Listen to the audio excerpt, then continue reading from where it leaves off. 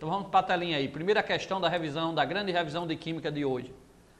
Um átomo X tem um próton a mais que um átomo Y. Com base nessa informação, assinale a afirmativa correta.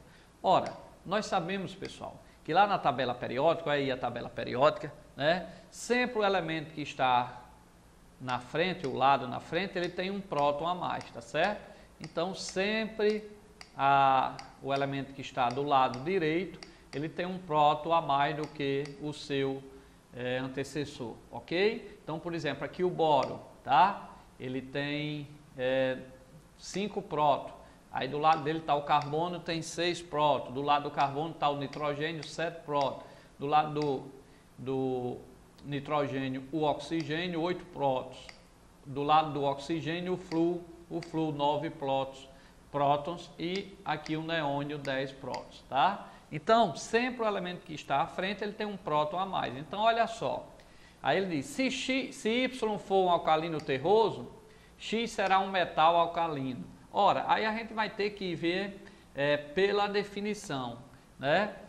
Ele diz que o átomo X tem um próton a mais que o átomo Y. Então, o átomo Y, ele vai estar, né, uma casa a menos que o átomo X na tabela, tá certo? Porque o X tem um a mais, ok? Então, ele está sempre uma casa na frente, a não ser que o Y seja lá um gás nobre, aí o X vai dar na frente, mas vai estar um período abaixo do átomo Y, ok? Lá na família 1A. Então, veja só,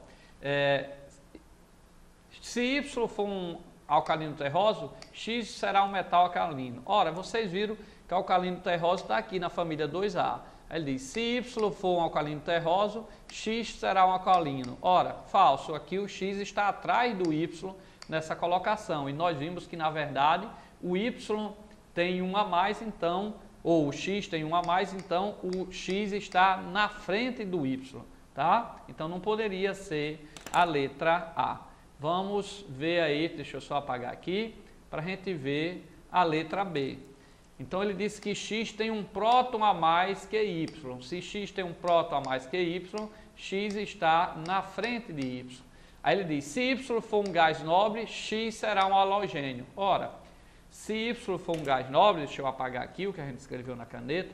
Se Y for um gás nobre, por exemplo, o argônio, X será um halogênio. Um halogênio é da família 7A, estaria atrás. E nós vimos que X tem um a mais que Y, então ele está à frente, tá certo? Então o X está à frente, então também não pode ser a letra B.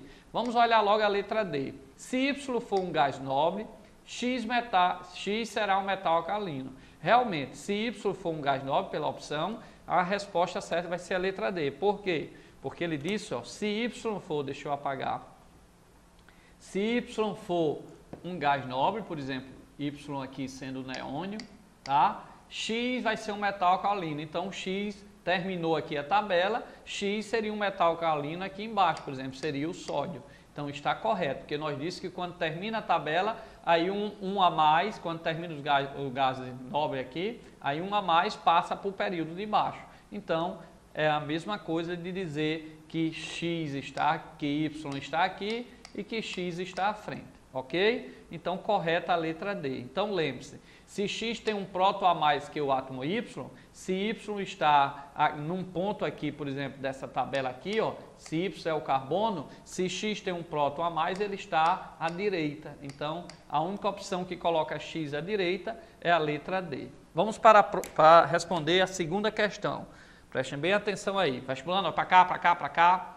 Só lembrando, por exemplo, o hidrogênio tem um próton, então ele está na família 1A. O hélio tem 2, já está à direita do hidrogênio, tá certo? Lá na tabela. E lembrando que o hidrogênio e o hélio são os únicos que só tem uma camada, por isso só tem eles dois no primeiro período, tá certo?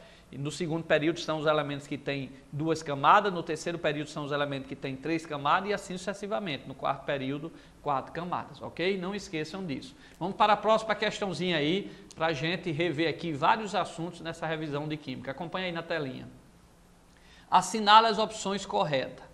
O catalisador afeta a velocidade de uma reação porque aumenta o número de moléculas com energia cinética maior ou igual à energia de ativação da reação. Vou reler.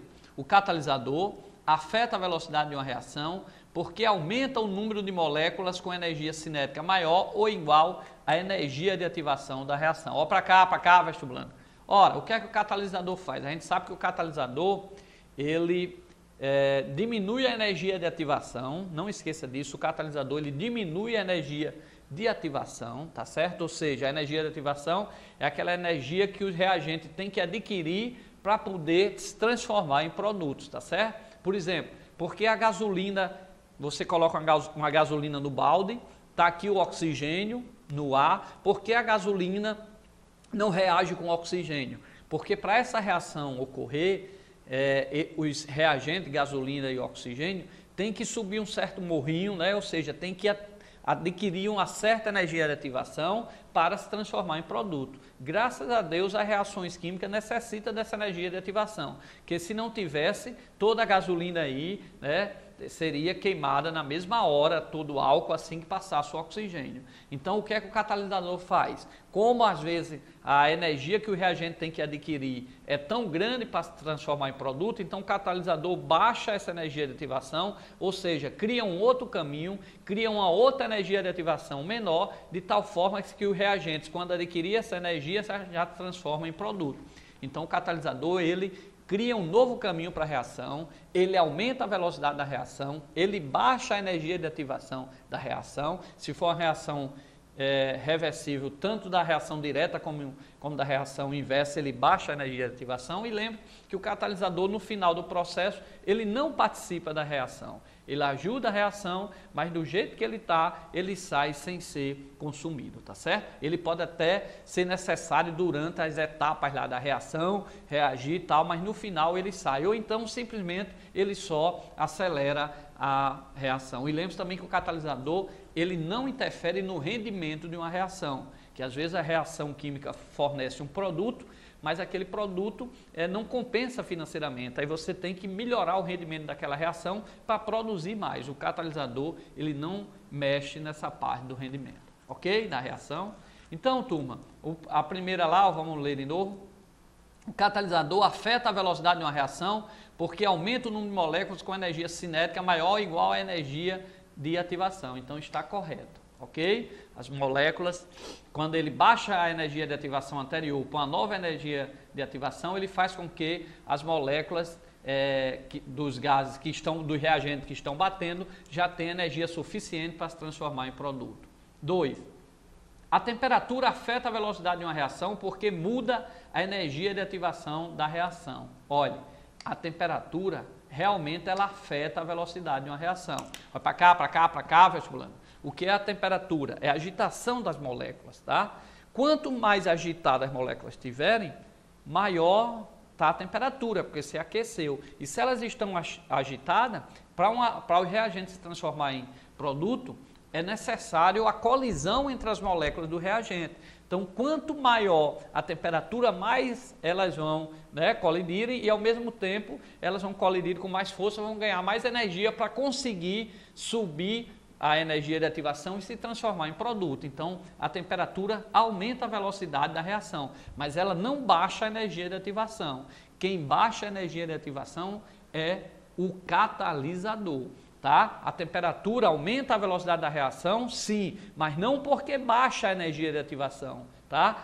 A temperatura aumenta a velocidade da reação porque faz com que as moléculas tenham mais velocidade, então mais energia cinética, então elas vão colidir, vão adquirir mais energia para se transformar em produto. Tá? Então, a temperatura afeta a velocidade da reação química, mas não baixa a energia de ativação. Quem baixa é o catalisador. Beleza? Não esqueça. Então, essa segunda, olha aí na telinha, ela está errada. Ok? Segunda errada. Terceira, a concentração do reagente afeta a velocidade de uma reação porque altera o número de colisões efetivas. Vai para cá. Turma, a temperatura, como nós vimos, ela aumenta a velocidade da reação, porque a temperatura, aumentando a temperatura, as moléculas vão adquirir mais energia cinética, quando colidir vão ganhar mais energia para conseguir transpor a energia de ativação e se transformar em produto. Mas a concentração também aumenta. Por exemplo, se você pega um ácidozinho diluído com bastante álcool e põe seu dedo lá, você nem vai sentir. Mas se você põe num ácido bastante concentrado, você pode, quando tirar, não achar nem o dedo. Então, lógico que aumentando a concentração, quanto mais concentrado, mais choque vai ocorrer, porque tem mais molécula para colidir. Em cada choque, elas vão adquirindo energia até conseguir atingir a energia de ativação e o reagente se transformar em produto. Então, quanto mais concentrado, maior a velocidade da reação, porque aumenta o número de choque entre as moléculas. Olha o que diz o item 3 na telinha. A concentração do reagente afeta a velocidade de uma reação, correto, porque há alteração no número de colisões. Lógico, se está mais concentrado, num trânsito, quanto mais concentrado, mais carro, mais colisões vai ocorrer. Então, está correta. Quarta, uma reação ocorre quando há colisão efetiva entre as moléculas do reagente numa orientação apropriada. Ok, ó, para cá, para cá, para cá. As moléculas estão colidindo, mas não basta só colidir para se transformar em reagente. Elas vão colidindo e só vão se transformar em produto quando elas conseguirem adquirir aquela energia. E naquela reação em que ela bate e adquire aquela energia e se transforma em produto, a gente chama essa colisão de colisão efetiva. Então, o que é a colisão efetiva? É aquela colisão em que o reagente bateram, colidiram e nessa hora, se é colisão efetiva, eles deixam de ser reagentes e se transformam em produto, ok? Então, colisões ocorrem muito entre os reagentes, eles vão ganhando energia até conseguir se transformar em produto, tá? Ó, olha aí na telinha, bem rapidinho, só para lembrar vocês, ó. Vamos supor que aqui esteja a energia do reagente. Para ele se transformar em produto, ele tem que subir esse morro. Então, está aqui o reagente, está aqui o produto. Esse morro que ela tem que subir é que a gente chama de energia de ativação, tá? Então, o reagente, à medida que vão se chocando, vão colidindo, eles vão ganhando energia até que eles conseguem subir o morro, ou seja, até que eles conseguem ter energia para se transformar em produto. E toda reação tem essa dificuldade para o reagente se transformar em produto. E essa dificuldade a gente chama de energia de ativação, ok? E a quinta diz, o catalisador altera o ΔH de uma reação, não altera. O catalisador não influencia no ΔH da reação. O catalisador, ó, vou apagar isso aí tudo que eu escrevi, só para lembrar para vocês, nós já vimos isso aqui, mas por exemplo, vamos supor que a gasolina, tá, para se transformar em gás carbônico na queima, né, tá aqui o reagente, a gasolina, o oxigênio.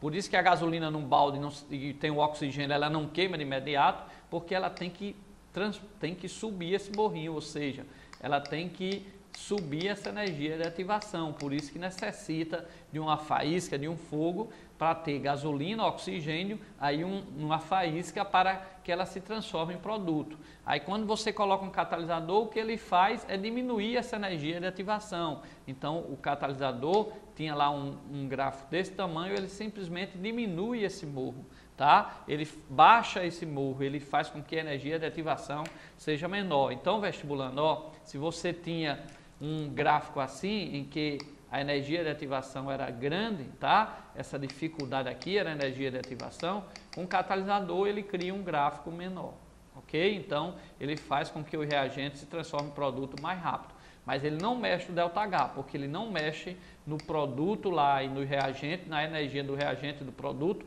o catalisador não altera, então essa está errada. Então, essas estão certas e essas duas erradas, ok? Ó, para cá, para cá, para cá. Eu espero que vocês tenham revisado essa parte aí, beleza? Vamos para a próxima questão, vamos falar agora sobre modelo atômico. Daqui a pouco a gente dá um intervalozinho, fique só assistindo, vocês anotam aí no papelzinho, se teve alguma dúvida, anota aí, eita, vou olhar isso, aí você olha no livrozinho, só aquela dúvidazinha que você anotou, ou então manda aí, vai aparecer nosso Twitter, ó, manda a dúvida que eu respondo para vocês com certeza, ok?